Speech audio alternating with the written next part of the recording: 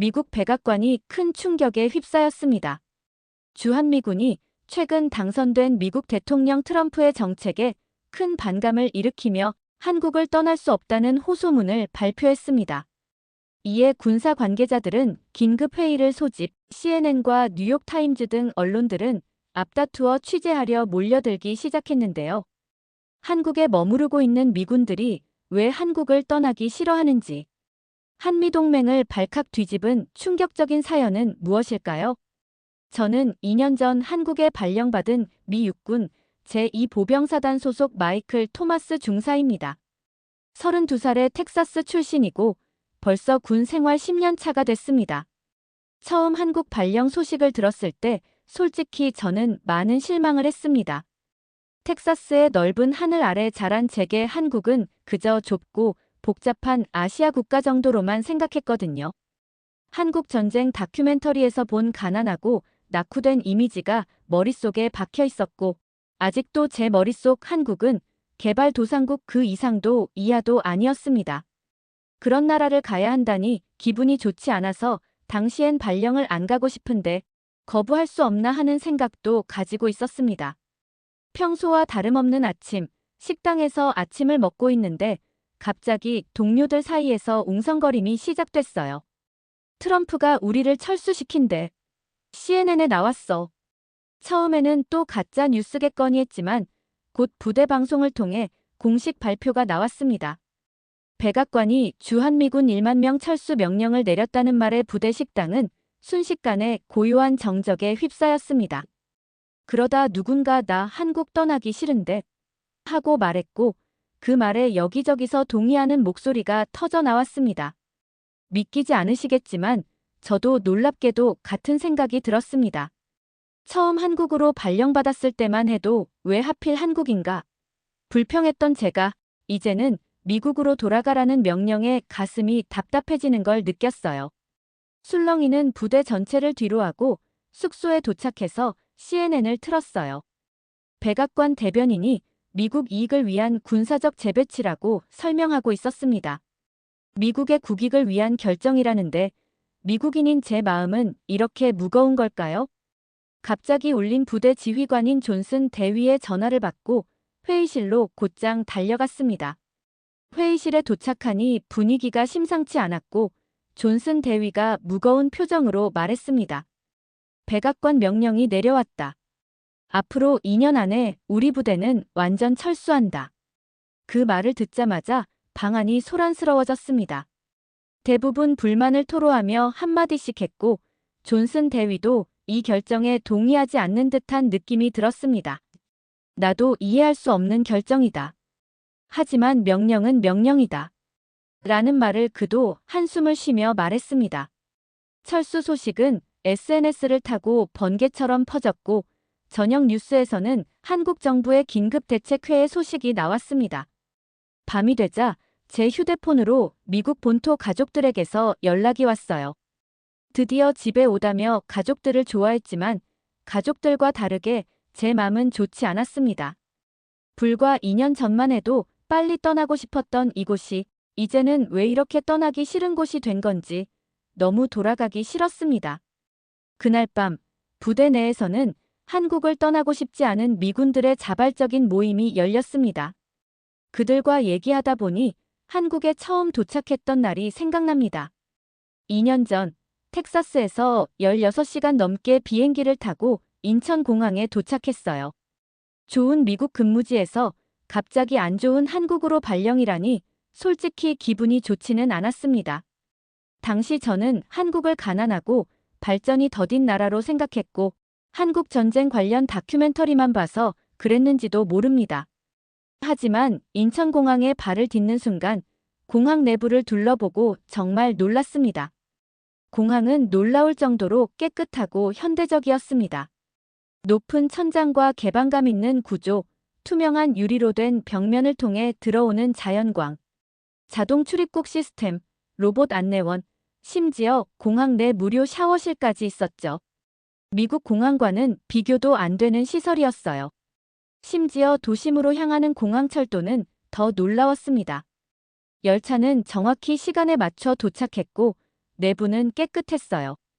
역 내에서는 광대역 와이파이가 무료로 제공됐고 휴대폰을 꺼내 속도를 테스트해봤더니 미국보다 10배 이상 빨랐어요. 제가 생각하던 한국과 많이 다른 모습에 머리가 띵해지려던 찰나. 도착한 도심 풍경은 정말 상상 이상이었습니다. 고층 빌딩들, 밝은 네온 사인, 24시간 불이 꺼지지 않는 도시였죠. 이게 한국이라니. 단 몇 시간 만에 저는 한국에 대한 선입견을 하나씩 지워나가고 있었습니다. 기지에 도착해 짐을 풀고 저녁을 먹으러 나갔습니다. 부대 근처 작은 식당에 들어갔는데 주인 할머니가 저를 보더니 활짝 웃으셨어요. 미국 사람이죠? 멀리서 집 떠나와 일한다는 게 쉽지 않지요. 가족들 생각 많이 나겠네요. 많이 드릴게요. 많이 드세요. 말이 통하지는 않았지만 할머니의 따뜻한 마음은 충분히 전해졌습니다. 한국어를 몰라 메뉴를 고르는데 어려움을 겪고 있을 때 옆 테이블에 젊은 한국인이 다가왔어요. 처음 오셨나 봐요. 한국 음식은 많이 매워요. 맵지 않은 불고기가 입에 맞으실 거예요. 그의 도움으로 첫 한국 식사를 시작했고 그의 말대로 맵지 않고 달달한 맛에 맛있게 잘 먹었습니다. 식사를 마치고 계산하려는데 주인 할머니가 서비스라며 과일을 한 접시 내오셨습니다. 낯선 곳에서 느낀 따뜻한 맘에 과일이 더 달고 맛있게 느껴졌습니다. 한국에 대한 선입견 때문에 한국 사람들도 당연하게 불친절할 거라고 생각했던 제 생각이 틀렸다고 생각이 들었어요. 하루 동안 본 한국은 제가 생각하는 것보다 훨씬 더 경제 강국이었습니다. 특히 세계 최고 수준의 인터넷 속도와 편리한 대중교통은 미국보다도 앞서 있다는 느낌마저 들었어요. 한국에 대한 저의 첫인상은 제 기대보다 훨씬 이상이었고 앞으로의 한국 생활이 어떻게 펼쳐질지에 대한 기대감은 슬슬 커졌습니다. 한국 생활이 시작된 지 일주일 정도 지났을 때였습니다. 부대 근처 편의점에서 물건을 사고 지갑을 잃어버렸어요. 미국이었다면 포기했겠지만 혹시나 하는 마음에 경찰서를 찾았는데 놀랍게도 제 지갑은 이미 거기 있었어요. 현금 20만 원에 카드까지 그 자리에 그대로 있었습니다. 한국인들은 남의 물건을 가져가지 않습니다. 저희 나라는 이게 당연한 일이에요. 뭐든 잃어버려도 꼭 찾을 수 있답니다. 미국이라면 흘린 물건도 다 훔쳐갔을 텐데 한국은 이 정도라니 그 말을 들으면서도 믿을 수 없었어요. 당시에는 몰랐지만 이런 작은 경험들이 모여 지금의 제 마음을 만들었나 봅니다. 불과 2년 만에 한국은 단순한 근무지가 아닌 제 두 번째 고향이 되어 있었어요. 한국 생활에 점차 적응해 가던 중 한미연합 군사훈련에 참가하게 되었습니다. 처음에는 우리가 한국 군인들에게 얼마나 많은 걸 가르쳐줘야 할까라는 생각을 했습니다. 미국은 세계 최강 군사력을 가진 나라니까요. 그런 나라에서 훈련한 저는 특수전 훈련을 받은 베테랑이었고 그에 대한 자부심도 컸습니다. 훈련 첫날 한국군과 미군이 팀을 나눠 대항전을 벌였어요. 초반에는 예상대로 미군 팀이 우세했지만 시간이 갈수록 상황이 달라졌어요. 한국군의 체력과 끈기는 놀라웠습니다. 뒷심이라고 하는 한국인들의 끝까지 해내는 능력으로 미군을 압도적으로 제압하더군요. 특히 극한의 환경에서 진행된 생존 훈련에서는 미군은 견줄 새도 없이 한국군에게 제압당하고 말았습니다. 부대원 중 하나가 한국군은 보기랑 다르게 왜 이렇게 강하냐고 물었습니다. 한국은 징병제 국가라 모든 남자가 군대를 다녀와. 게다가 북한과의 전쟁이 휴전 상태라 언제 전쟁이 다시 시작될지 모르니까 미리 준비되어 있는 거지. 한국군 교관 김대위와 친해지면서 저는 한국군의 훈련 과정에 대해 더 알게 되었어요. 김대위는 저를 한국 특수부대 훈련장에 데려갔고 그곳에서 본 장면은 정말 잊을 수 없었습니다.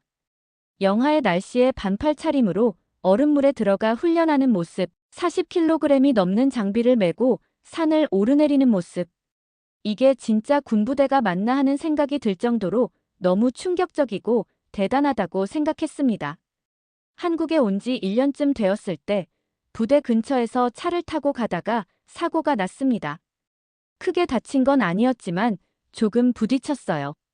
상대방은 50대 한국인 아저씨였는데 제가 미군이란 걸 알고는 당황하셨습니다. 한국의 교통법규에 완전히 익숙하지 않은 제 실수였어요. 놀랍게도 그 아저씨는 화를 내기는커녕 제가 다치지 않았는지 먼저 물어보셨고 가까운 식당으로 저를 데려가 식사까지 대접하셨습니다. 젊은이가 이국 땅에서 고생이 많지? 미국에서 여기까지 오다니 대단하네. 우리 아들도 군대 갔다 왔어. 군인들 참 대단해. 어떻게 제가 실수했는데도 이렇게 친절할 수 있는지, 한국 사람들은 친절하지 않은 사람이 없구나 라고 생각했습니다. 나중에 알고 보니 그분은 한국 전쟁 당시 미군의 도움을 받았던 가족의 후손이셨고 그 인연을 잊지 않고 미군들에게 항상 고마운 마음을 갖고 계셨대요. 부대로 돌아와 동료들에게 이 이야기를 했더니 한국인들에 대한 비슷한 경험이 있다며 모두 고개를 끄덕였습니다. 한 동료는 길을 잃었을 때 낯선 한국인이 30분이나 데려다줬다는 이야기를, 또 다른 동료는 비 오는 날 우산을 나눠준 할머니 이야기를 들려줬어요. 이런 작은 경험들이 모여 한국에 대한 제 마음이 조금씩 변해갔습니다. 한국에는 미국에서는 느낄 수 없던 공동체 의식과 타인에 대한 배려가 있었어요. 물론 모든 한국인이 그렇다고 할 수는 없겠지만 일상에서 마주치는 따뜻한 순간들이 쌓여갔습니다. 그런 일들이 있고 저는 한국어를 배우고 싶어졌습니다. 친절을 베푸는 한국 사람들에게 나도 감사 인사 정도는 할 수 있으면 좋겠다라는 생각이 들었거든요. 처음에는 안녕하세요, 감사합니다 정도였지만 시간이 지나면서 간단한 대화도 할 수 있게 됐습니다. 한국어를 조금이라도 하는 모습을 보이면 한국 사람들은 더 반갑게 맞아주고 더 친절하게 대해주셨죠. 한국군의 특수부대 훈련을 직접 체험했던 날은 제 인생에서 잊을 수 없는 경험이었습니다. 김대위의 초대로 한국 특전사의 훈련에 일주일간 참여하게 됐어요. 처음에는 미국 특수부대 훈련도 해낸 난데 한국 훈련 뭐 별거 있겠어? 라고 쉽게 생각했습니다. 저는 훈련에 돌입하자 맞아, 제 생각이 크게 잘못된 생각이었구나 바로 깨달았죠. 첫날부터 극한의 환경이 기다리고 있었어요. 새벽 4시 기상, 영하 10도, 날씨에 반팔 차림으로 산을 뛰어오르는 훈련이었습니다. 미군 훈련도 쉽지 않다고 생각했지만 한국 특전사의 훈련에 비하면 정말 쉬운 정도였습니다. 김대위가 걱정스럽게 저에게 괜찮냐고 물었습니다. 자존심이 허락하지 않았던 저는 계속 할 수 있다고 대답했죠. 하지만 셋째 날, 결국 제 한계에 도달했습니다. 얼음물 속에서 30분간 버티는 훈련에서 15분 만에 나와야 했어요. 이런 극한의 훈련을 한국군들은 매번 해내다니 미국인인 제가 너무 한심하게 느껴졌습니다. 한국군들은 이런 힘든 훈련을 하면서도 그 누구도 불평하지 않았습니다. 왜 이렇게 극한의 힘든 훈련을 버티는 건지 의문을 가지고 있으니 한 젊은 병사가 웃으며 대답했습니다. 한국은 언제든 전쟁이 다시 시작될 수 있다고 배웠습니다. 이렇게 미리 준비하지 않으면 절대 대응할 수 없어요. 한국은 기술적으로는 휴전 중인 국가였고 북한과의 전쟁 위험은 실제 존재했어요. 그들의 훈련에는 생존을 위한 절실함과 절박함이 있었습니다. 훈련 마지막 날, 우리는 극한의 생존 게임을 했어요. 산속에 버려져 36시간 동안 식량 없이 살아남는 훈련이었습니다. 미군 동료들 대부분이 포기했지만 한국 특전사는 끝까지 해냈어요. 그들의 끈기와 정신력은 이루 말할 수 없이 경이로웠습니다. 극한의 훈련을 끝난 후 김대위는 힘들어하는 저를 자기 집에 초대했습니다. 김대위의 아내는 정성스럽게 차린 한국 음식으로 저를 대접해 주셨고 처음 먹어보는 음식도 많았지만 모두 맛있었습니다. 마이클, 한국에서는 손님이 음식을 다 먹는 게 주인에 대한 예의야. 배가 터지더라도 다 먹어야 해. 김대위가 웃으며 말했어요. 식사 후 김대위는 가족 앨범을 보여주었습니다. 그의 아버지는 한국 전쟁 참전 용사셨고 사진 속 젊은 아버지 옆에는 미군 장교가 함께 있었습니다. 이 미군 장교가 우리 아버지 목숨을 구해줬어. 지금도 우리 가족은 미국에 감사하고 있지. 그날 밤 김대위의 집에서 본 사진이 떠오르며 많은 생각이 들었습니다. 한국과 미국의 관계는 단순한 동맹 이상이었어요. 피로 맺어진 인연이었습니다. 한국 전쟁에서 미군이 흘린 피, 그리고 한국군이 베트남에서 미군을 위해 흘린 피가 두 나라를 연결하고 있었죠. 한국은 단순히 주둔하는 나라가 아닌 함께 싸우고 지켜야 할 동반자로 보이기 시작했어요. 그리고 그들의 강인함과 끈기는 제가 무조건적으로 배워야 할 부분이었습니다. 한국 생활을 그렇게 이어가던 중 김대위가 저를 한국전 참전용사 모임에 초대했어요. 처음에는 제안을 거절할 수 없어 단순히 예의상 따라갔습니다. 하지만 그곳에서 만난 노인들의 이야기는 제 인생을 바꿔놓았어요. 8분의 할아버지들이 모여 계셨는데 모두 80대 후반에서 90대 초반으로 보였습니다. 김대위가 저를 소개하자 할아버지들의 눈빛이 달라졌어요. 제가 느끼기에는 반가움과 존경이 섞인 눈빛이었달까요? 김파룡 할아버지라는 분이 제 손을 꼭 잡으셨어요. 나이가 많이 드셔서 주름진 손이었지만 제 손을 잡는 손 끝에는 힘이 있었습니다. 미국 군인 덕분에 내가 살아있소. 고맙소. 간단한 말이었지만 그 진심이 가슴 깊이 와닿았어요. 저는 그 당시에 있었던 사람이 아닌데도 마음이 찡해지는 느낌이 들었습니다. 식사가 시작되고 할아버지들은 전쟁 당시 이야기를 들려주셨습니다. 가장 충격적이었던 건 꿀꿀이죽 이야기였어요. 우리는 너무 가난해서 미군 부대 근처에서 그들이 버린 음식물 쓰레기를 모아 끓여 먹었소. 그걸 꿀꿀이죽이라고 불렀지. 돼지 먹이 같다고 해서 그런 이름이 붙었소. 그 말을 들었을 때 숨이 막혔습니다. 지금의 한국에서는 상상할 수 없는 지금과는 너무나 다른 모습이었어요. 그때는 하루 세 끼 먹는 것이 꿈이었소. 지금 젊은이들은 상상도 못할 거요. 하지만 70년 만에 우리나라가 이렇게 변했소. 이제 우리는 세계에서 10번째로 큰 경제대국이 되었소. 할아버지의 눈에는 자부심이 가득했습니다. 그 눈빛에서 평생을 나라를 위해 사셨구나 라는 생각이 들었습니다. 그분들의 이야기를 들으며 새삼한국의 발전이 얼마나 힘들게 이뤄온 것이고 경이로운 것인지 실감했습니다. 지금 젊은 사람들은 몰라요. 우리가 얼마나 배고팠는지, 얼마나 가난했는지. 미국의 도움이 없었다면 지금의 한국은 없었을 거예요. 식사를 마치고 헤어질 때 김파룡 할아버지가 제게 작은 선물을 주셨는데 오래된 은색 라이터였습니다. 이건 내가 전쟁 중에 미군 장교에게 받은 거요. 내 목숨을 구해준 사람이었소. 이제 이걸 자네에게 주고 싶소. 거절하려 했지만 할아버지의 진심 어린 눈빛에 그러지 못했어요. 그 라이터는 지금도 제 소지품 중 가장 소중한 물건입니다. 참전용사 모임에서 돌아오는 길, 김대위가 말했습니다. 마이클, 우리 할아버지 세대는 미국에 진심으로 감사해. 그들에게 미군은 구원자였어. 그날 밤 숙소로 돌아와 창밖을 바라보니 서울의 화려한 밤 풍경이 눈에 들어왔어요. 고층 빌딩들, 밝은 네온사인, 번화한 거리. 70년 전 폐허였던 이 도시가 이렇게 변했다니 믿기 힘들었습니다. 인터넷으로 한국의 경제 성장에 대해 찾아봤어요. 정말로 한국은 세계 역사상 유례없는 속도로 발전한 나라였습니다. 한강의 기적이라 불리는 이유를 알 것 같았어요. 그리고 문득 깨달았습니다.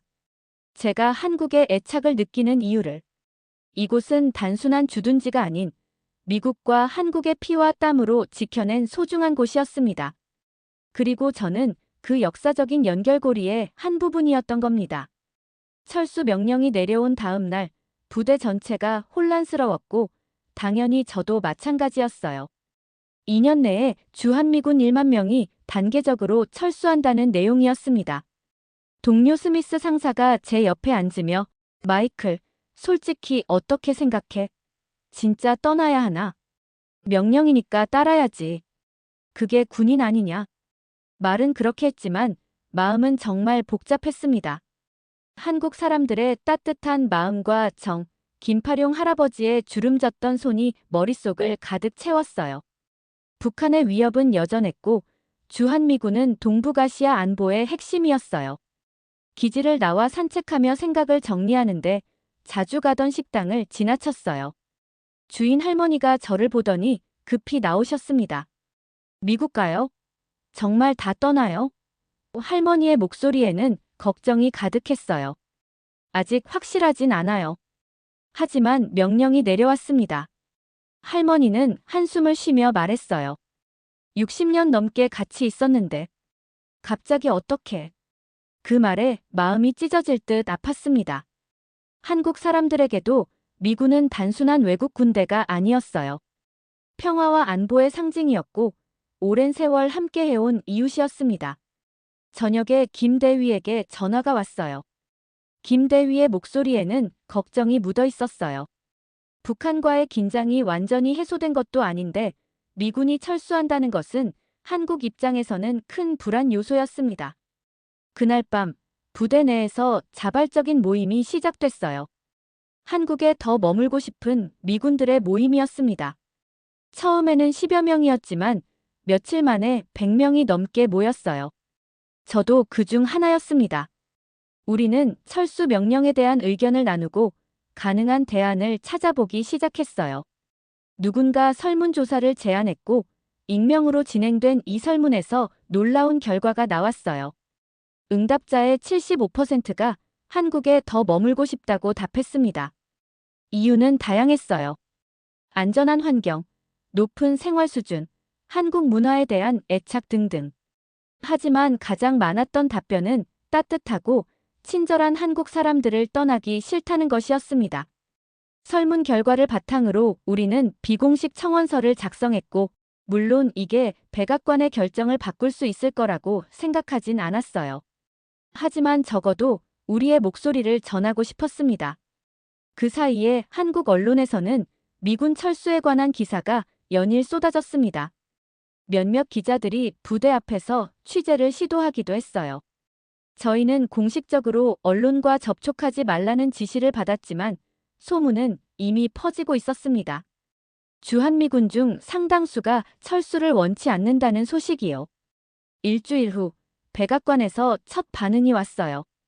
미군 귀환은 국가적 명령이며 개인적 선호에 따라 변경될 수 없다는 냉정한 메시지였습니다. 그리고 곧이어 트럼프 대통령의 트윗이 올라왔어요. 주한미군 귀환 거부. 말도 안 되는 일이다.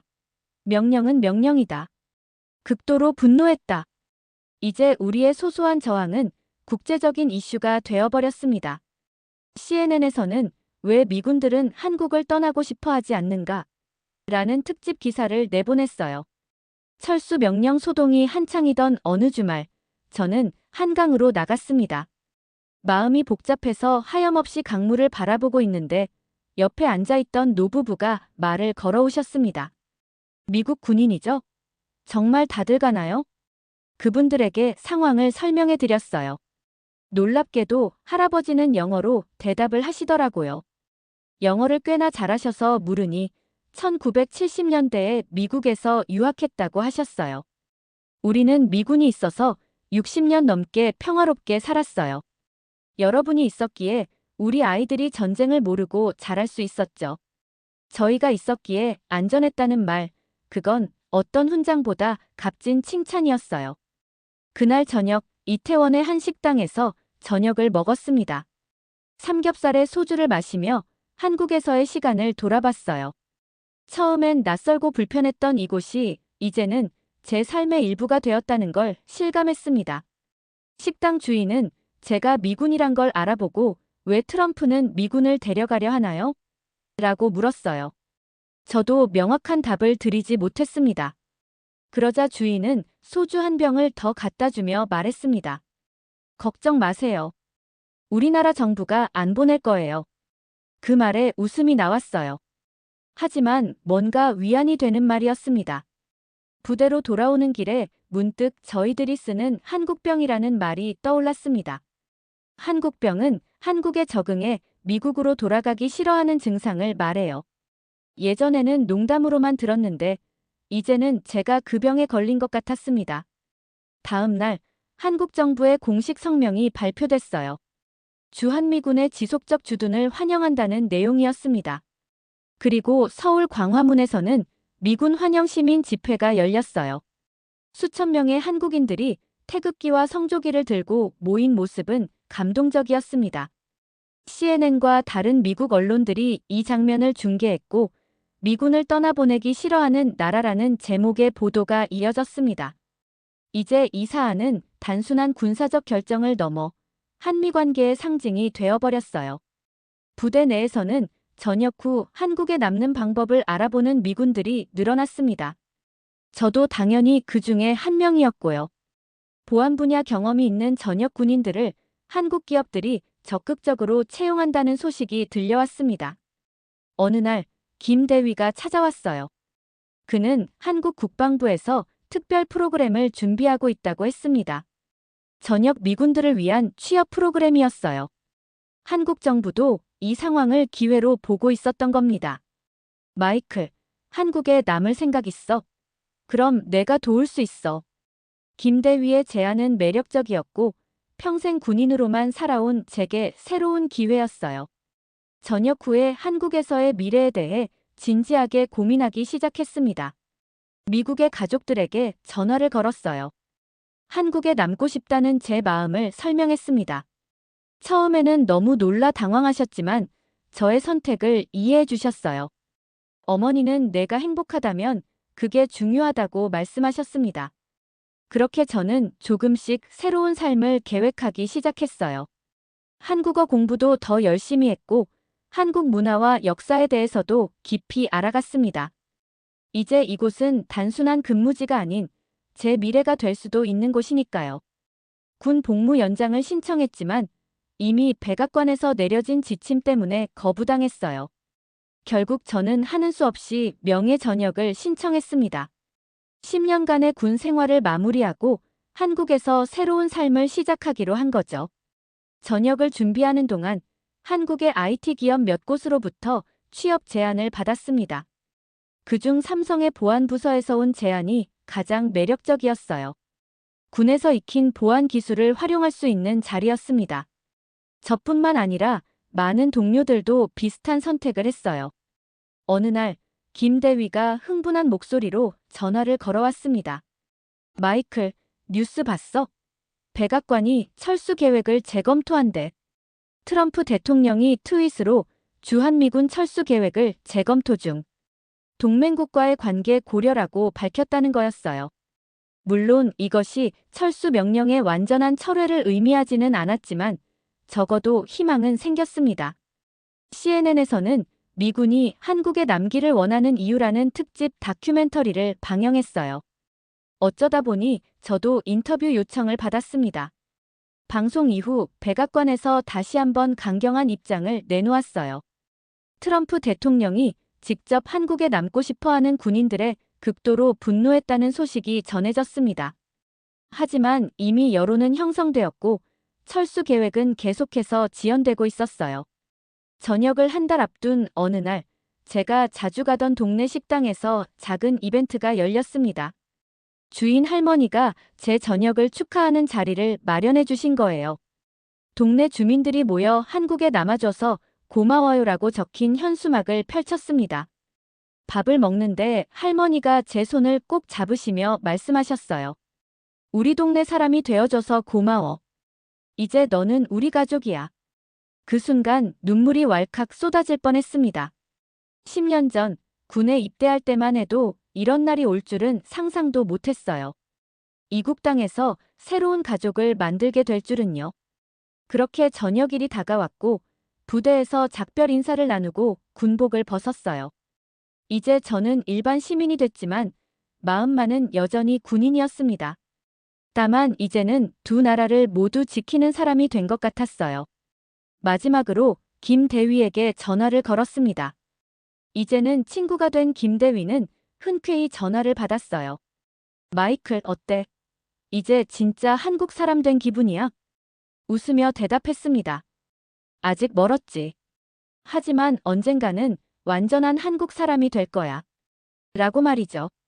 한국에 대한 선입견을 버리고 제2의 고향으로 한국을 선택한 마이클의 이야기는 여기까지입니다. 한국에 살면서 한국에서만 경험할 수 있는 따뜻한 이야기가 있다면 댓글로 공유해주세요. 오늘의 사연은 어떠셨나요? 오늘의 사연이 마음에 드셨다면 좋아요 한번 부탁드립니다. 여러분의 좋아요와 구독은 영상을 만드는데 큰 힘이 됩니다.